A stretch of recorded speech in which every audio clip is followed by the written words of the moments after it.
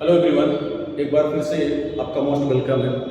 Today my topic is the chemiosmotic hypothesis. जैसा कि आप देख पा रहे हैं, एक डायग्राम बनाया गया है। आज मैं आपको केमी ऑस्मोटिक हाइपोथेसिस, प्लांट फिजियोलॉजी का बहुत इंपॉर्टेंट टॉपिक है। फोटोसिंथेसिस एंड रेस्पिरेशन दोनों जगह पर यह हाइपोथेसिस काम करती है। प्राइमरली यह हाइपोथेसिस आपको एक्सप्लेन करती है कि how ATP and NADPH2 synthesize during photosynthesis, light reaction of the photosynthesis and during the respiration phase. So today we discuss about the photosynthetic chemiosmotic hypothesis. Peter Michael ने 1960 में यह hypothesis दिया था। मैंने पहले बता दिया कि यह हाइपोथेसिस आपको क्या एक्सप्लेन करती है कि कैसे एटीपी एंड NADPH2 सिंथेसाइज होता है। तो first of all look here, that is the structure of the one thylakoid. What is the thylakoid? If you know the structure of the grana. The grana is a coins stacks like structure made up of the thylakoid. 10 to 100 thylakoid आपस में arrange होकर के एक ग्राना का structure बनाते हैं। उस ग्राना में से हमने एक thylakoid को लिया है। ये thylakoid का स्ट्रक्चर है जिसमें आउटर मेम्ब्रेन है, बाहर वाली, एंड इनर मेम्ब्रेन है। बीच में इंटरमेम्ब्रेनस स्पेस भी है। बिकॉज इसके स्ट्रक्चर को जब तक आप अच्छे से ऑब्जर्व नहीं करोगे, केमियोस्मोटिक हाइपोथेसिस जो कि टफेस्ट पार्ट माना जाता है, आपको क्लियर नहीं हो पाएगा। तो फिर से क्लियर करते हैं, यह स्ट्रक्चर किसका है? That structure is of the thylakoid. There is an outer membrane, there is an inner membrane, and there is an intermembranous space. And gap जो है इसके बीच का, उसको ल्यूमन बोलते हैं। ये किस में पड़ा हुआ है? स्ट्रोमा में। बाहर का जो लिक्विड है क्या है? स्ट्रोमा है, क्योंकि स्ट्रोमा के अंदर एक ग्राना पाया जाता है और ग्राना में thylakoid होता है। तो स्ट्रोमा और ये लाइट रिएक्शन में किस तरीके से ये मैकेनिज्म काम करती है, आज हम इसको समझने वाले हैं। Today we discuss it. तो फर्स्ट ऑफ ऑल देखिए, ये मैकेनिज्म आपको डायरेक्ट समझ में नहीं आएगी। ये मैकेनिज्म आपको तभी समझ में आएगी जब आप पहले से साइक्लिक और नॉन साइक्लिक फोटोफॉस्फोरिलेशन क्लियर कर चुके होंगे। मैं क्लियर कर दे रहा हूँ पहले से। बेसिकली नॉन साइक्लिक फोटोफॉस्फोरिलेशन, अगर एक बार आपको नॉन साइक्लिक फोटोफॉस्फोरिलेशन पूरा क्लियर है, किस तरीके से इलेक्ट्रॉन कहाँ से ट्रांसफर होकर कहाँ तक जा रहा है, आफ्टर दैट अगर आप केमियोस्मोटिक हाइपोथेसिस समझोगे तो एकदम बहुत आसान है, क्लियरली आपको समझ में आ जाएगा। तो चलिए हम शुरू करते हैं। मैं मान के चल रहा हूँ कि आपने cyclic and non cyclic photophosphorylation समझ रखा होगा। तो बेटा हमने आपको या नॉन साइक्लिक में जो आपने पढ़ा होगा, तो होता क्या है, सनलाइट जब पड़ती है PS second, photo system second, इसका रिएक्शन सेंटर कितना होता है? 680 नैनोमीटर। तो यहाँ से इलेक्ट्रॉन ट्रांसफर करते हैं कहाँ पर? PS फर्स्ट की तरफ, जो कि नॉन साइक्लिक फोटोफॉस्फोरिलेशन में आप देखिए वाया साइटोक्रोम। याद रखिए, cytochrome is the common both in the photosynthesis as well as respiration. तो cytochrome is act as electron transporter and proton acceptor, और वाइस वर्सा भी कर सकते हैं। जैसे जब PS सेकंड लाइट एब्जॉर्ब करता है तो इलेक्ट्रॉन वहां से एक्साइटेड होते हैं। इलेक्ट्रॉन एक्साइटेड होकर के PS सेकंड से PS फर्स्ट पर वाया साइटोक्रोम जा रहे हैं।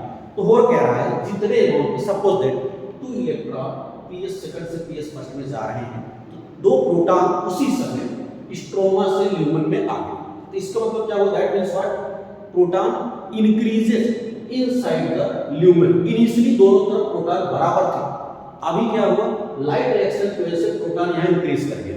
फिर अगेन सनलाइट पड़ेगी, अगेन इलेक्ट्रॉन यहाँ से यहाँ ट्रांसफर करेंगे, अगेन प्रोटॉन यहाँ आएगा। तो जैसे जैसे सनलाइट आगे बढ़ रही, डे आगे बढ़ रहा है, वैसे वैसे क्या हो रहा है, प्रोटॉन यहाँ बढ़ रहा है। अब ध्यान समझिए, केमिस्ट्री थोड़ा सा इन्वॉल्व होती है। Acidity directly proportional to the H+ है।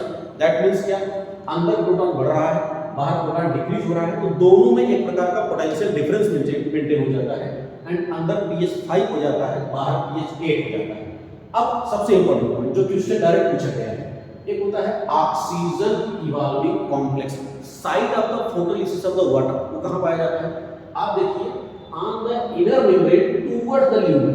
ये बोलना जरूरी है। अगर आप बोलिए on the inner membrane outside the lumen, तो ये इधर आपको दिखाना पड़ेगा इंटरमेम्ब्रेनस स्पेस की तरफ। बट हमने पहले बता दिया कि आपको एग्जैक्ट पोजीशन बोलनी है। तो सॉरी, आप देख पा रहे हैं क्या है कि that is oxygen evolving complex, या site of the photolysis of the water found on the inner membrane of the thylakoid toward the lumen, lumen की तरफ। अब ये होगा क्या, अगर आपको, हमने भी आपसे बताया कि नॉन साइक्लिक फोटोफॉस्फोरिलेशन अगर आपको क्लियर है, तो वहां पर आप देखिए side of the photolysis of the water attach with the PS second, not the PS first. तो PS सेकंड के साथ कैसे अटैच हो रहा है, तो यहाँ पर 2 वाटर मॉलिक्यूल ब्रेक डाउन होंगे लाइट के प्रेजेंस में, उनका फोटोलिसिस होगा। तो जब 2 वाटर मॉलिक्यूल की फोटोलिसिस होगी तो यहाँ पर 3 कंपाउंड बनेंगे। क्या? एक बनेगा electron that utilized by PS second, and बनेगा proton that accumulate inside the lumen, and बनेगा ऑक्सीजन। ऑक्सीजन का फ्यूचर क्या होगा, तीनों का फ्यूचर क्या होगा, फिर से क्लियर कीजिए।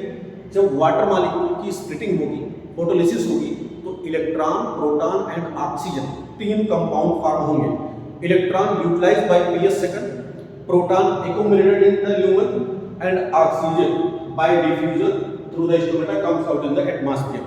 एटमॉस्फेयर में चला जाएगा। इसी वजह से हमको फोटोसिंथेसिस में ऑक्सीजन, जो कि बाई प्रोडक्ट है, मेन प्रोडक्ट स्टार्च है, उसका मिलता है। अब क्या होता है, ध्यान से समझिएगा।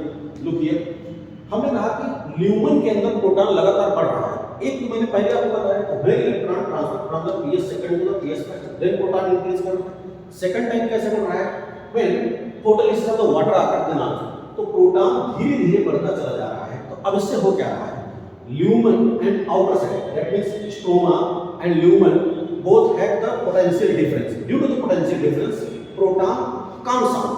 Proton wants to the comes out. Proton चाहता है कि हम बाहर जाएं, but proton हर जगह से नहीं जा सकता है। तो यहाँ पर एक चैनल है, एक पंप है, इसका नाम है F0 F1 particle. F0 F1 particle में F1 पार्टिकल जो ये बना हुआ है, that is the F1 particle. F1 particle act as ATPase enzyme. फिर क्लियर कीजिए, F1 particle act as ATPase enzyme. तो होगा क्या बच्चों, जैसे प्रोटॉन ल्यूमन से बाहर की तरफ आएगा इस रास्ते से, इस दरवाजे से, सेम यहाँ पर एडीपी इनऑर्गेनिक फास्फेट बैठा हुआ है, एक मैसेज इसको मिल रहा है, as two proton comes out from the lumen to the stoma से, then F1 that is act as ATPase enzyme converts ADP inorganic phosphate into the ATP।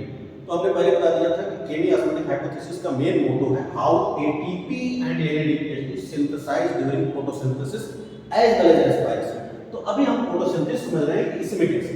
तो फिर से क्लियर कीजिए, यहाँ पर प्रोटॉन बढ़ गया, अंदर ल्यूमन में एक्स्ट्रा हो गया प्रोटॉन, एंड बाहर प्रोटॉन कम है, तो अंदर बाहर एक पोटेंशियल डिफरेंस मेंटेन हो गया।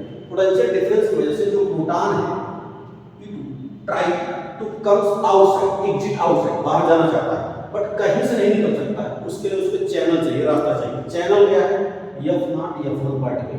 F1 पार्टिकल या इसमें पूछा गया है F0, अगर आप ध्यान दीजिए, F0 is the integral membrane protein, वो अंदर की तरफ है, जबकि F1 is the extrinsic membrane protein, वो बाहर की तरफ। And F1 also act as ATPase enzyme. Then होगा क्या, proton transfer from this to this, proton lumen system में आ गया, जैसे प्रोटॉन ल्यूमन सिस्टम में आए, एक मैसेज कन्वे हुआ, एंड एडीपी और इनऑर्गेनिक फास्फेट मिलकर के एटीपी में चेंज, क्लियर हुआ, एडीपी बन गया। अब ध्यान से समझिए अगला important point, NADP reductase site कहां पाया जाता है, इस पर क्वेश्चन पूछता है। अब आप ध्यान दीजिए, मैंने कहा कि अंदर की मेम्ब्रेन है, that is outer membrane, that means NADP reductase site found on the outer membrane toward the stroma, stroma की तरफ। तो इसका वो यूज क्या है, already they have NADP, proton खराब नहीं जाएगा, जो प्रोटॉन निकल करके आया that proton utilised by NADP and with the help of the proton 2s plus and NADP, the reaction takes place in the presence of the NADP reductase enzyme such as the ATPase enzyme that convert the ADP inorganic phosphate into the ATP. Same NADP reductase enzyme converts ADP and 2 proton into the NADPH2।